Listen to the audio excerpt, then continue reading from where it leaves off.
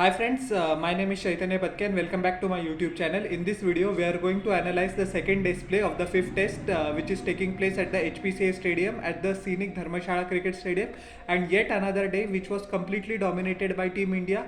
England had absolutely no answer to both Shubman Gill as well as Rohit Sharma for session and a half, and afterwards it was the debutant Devdutt Padikkal, who actually was very unfortunate to miss out on a well-deserved 100. Sarfaraz Khan also played brilliantly well for his 56, and England actually made a little bit of a comeback in the final session by picking up 5 wickets. But the 48-run partnership between Kuldeep Yadav as well as Jasprit Bumrah has come out as a bolt of the blue for the English side, and India lead comfortably by exactly 255 runs. It's a huge lead, and England have their task cut out. We have to see how much more runs Team India scores. We actually scored at more than 3.8 runs per over today, which was a magnificent run rate to maintain. And the day completely belonged to Rohit Sharma as well as Shubman Gill. So first of all, we will analyze our batting, and then we will analyze what English bowlers could have done better to stem the flow of runs. We started off the day at 135 for 1 in 30 overs.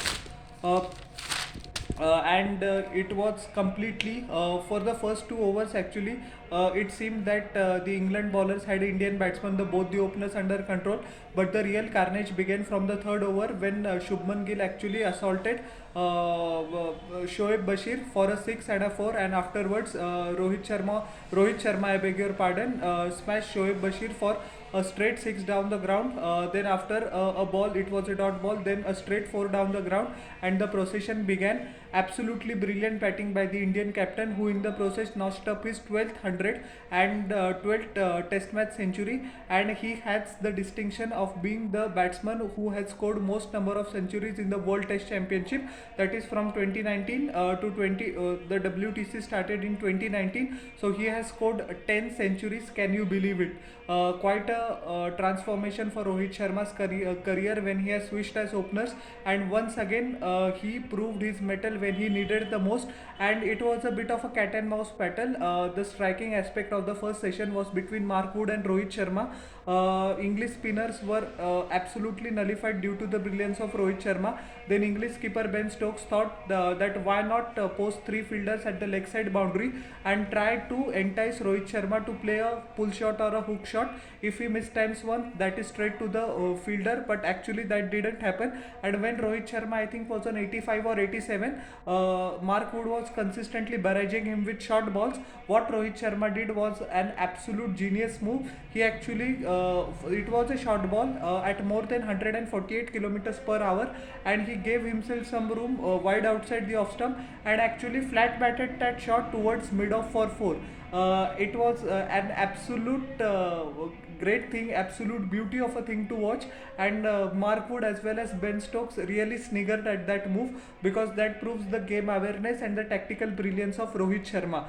He actually used his feet against the spinner pretty well. Good thing was that he looked to hit down the ground, which actually maximized his shots, and the way that he took down Shoaib Bashir in the morning section, calculated risk, but it was a sight to behold. And he scored 103 of 162 deliveries, 13 boundaries, 3 sixes to go with it. He was cleaned up by a beauty from Ben Stokes. Second over, first ball, and it was, can you believe it, ironic that Ben Stokes' first ball in this test series, he said that he would ball whenever England needed the most, and that's the inspiration that the English skipper provided. Many people were left scratching their head that where was Ben Stokes in the first 4 test matches. Result could have been little bit different, or the margin of defeat for England could have been lesser if Ben Stokes could have bowled consistently in this series. But take nothing away from Rohit Sharma, that ball was a Jaffer though.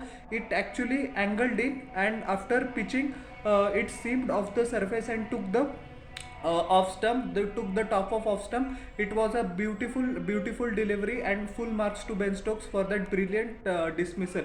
Now if people see the action of Ben Stokes, they think that everything is going to come inside, everything is going to be an in swinger, but he has developed a knack of just that outswinger, and it was this perfect outswinger which pitched on middle stump, and it actually went away from the batsman and took the Rohit Sharma's top of off. So brilliant move by Ben Stokes.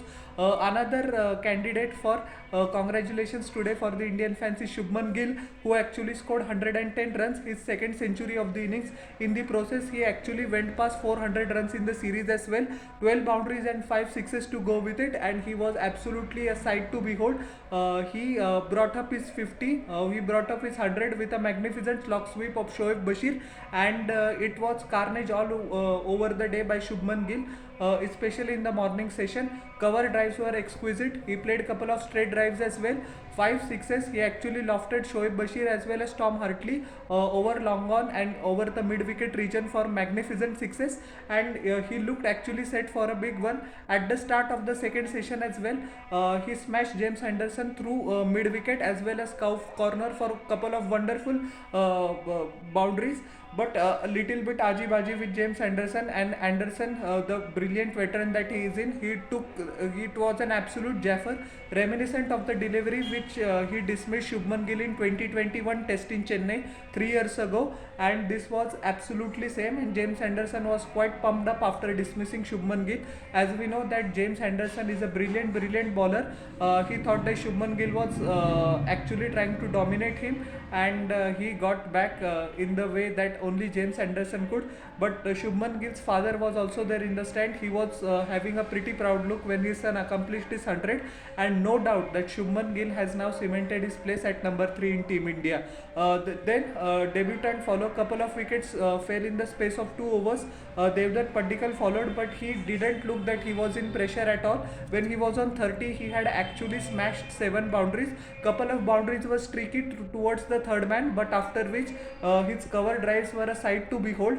He flicked couple of boundaries off his pad as well, and he had immaculate timing. He was a little bit tentative at the start, which you would expect from a debutant, but as he got set, his footwork got more precise, his hand-eye coordination actually improved, and yeah, its foot movement also, trigger movement, actually gives him the time to manipulate the ball at the last second. He has excellent wrist work. He would count himself very unfortunate to miss out on a well-deserved 100 on debut, but still he scored 65 runs, 10 boundaries and 1 massive 6 of Shoaib Bashir to bring up his 50 over long on. It was a magnificent shot, and it indicates that any debutant, Devdutt Padikkal was the 5th debutant of Team India in this series, and each and every debutant has put up their hand except for the Rajat Patidar. But anyways, what an innings by Devdutt Padikkal. He was cleaned up by a beauty of an arm ball by Shoaib Bashir, but take nothing away from his innings. Sarfaraz Khan's third half century, he also will be kicking himself that actually pitch had absolutely no demons, but he scored 56 runs of 60 deliveries, one magnificent pull shot for a 6 of Mark Wood, and upper cut off Mark Wood straight down the ground. Actually, he smashed Mark Wood over mid off. It was a sight to behold. What a great shot that was. He played a couple of crisp cover drives as well, slog sweep shot, everything in his repertoire. As I said, he also, like Sarfaraz Khan, would count himself very unfortunate to miss out on 100 because English bowling was absolutely pathetic, but that was more due to the fact that Indian bowlers were dominant. His wicket was taken by Bashir as well. He played a pretty loose and a poor shot with a simple dab down to first slip to Joe Root. Ravindra Jadeja also couldn't conjure up much magic with the bat in this innings. 15 of 50 deliveries. He was plumb LBW of Tom Hartley. Dhruv Juler hit a couple of good boundaries, but he played the shot which actually was not needed at the moment, and he gave a simple catch to long on of the bowling of Shoaib Bashir to Ben Duckett. Dhruv Juler scored 15. Ravichandran Ashwin was actually had the equanimity of being clean bowled in his 100 test match for a 0. That shot he could have avoided, but we have to give credit to Tom Hartley as well, who actually bowled a pretty good delivery, fuller, stump to stump, and he got his reward. Ashwin actually rushed himself to the shot, and after watching the replay, he was pretty disappointed. Kuldeep Yadav has been holding his fort, 27 of 55 deliveries, couple of boundaries. His bowling has been so brilliant that many experts fail to point out the fact that his batting has improved leaps and bounds, and once again along with Jasprit Bumrah, who also hit a magnificent cover drive of Mark Wood. That was a sight to behold, and it triggered lots of laughs in the dressing room as well. Bumrah is not out on 19 of 55 deliveries, couple of boundaries. So 48 run wicket last partnership. India comfortably lead by 255 runs, and it remains to be seen when does Team India declare, or when England get a couple of wickets in the morning session. The lead actually is too huge for England, and it is game set match with all due respect to the baseball ideology as far as I am concerned. 6 extras were considered by the English bowlers. James Anderson took the wicket of Shubman Gill. He bowled pretty well, 14 overs, 1 maiden, 59 runs, solitary wicket. Mark Wood went for plenty at almost 6 runs per over, and Sarfaraz Khan and Rohit Sharma literally took him to the cleaners, and he was expected that he can rough up Sarfaraz Khan, but that didn't happen. The Mumbai boy absolutely dominated Mark Wood, and Wood actually bowled at more than 147, 148 clicks.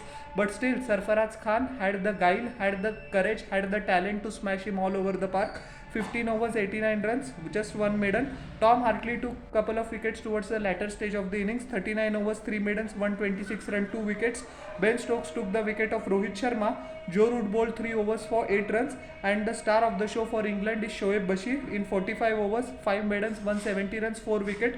He persisted all throughout the second session, and he finally got his reward in the third session. So he has been a bright prospect for England in this test series, and he's once again proving his worth today. So advantage India going into the third day's play, and England have all to play for. So how did you like my analysis of the second day's play of the fifth test? Please tell me in the comment section below, and don't forget to like, share and subscribe to my channel, and press the bell icon for further notifications. We'll meet in the next video. Till then everyone, bye.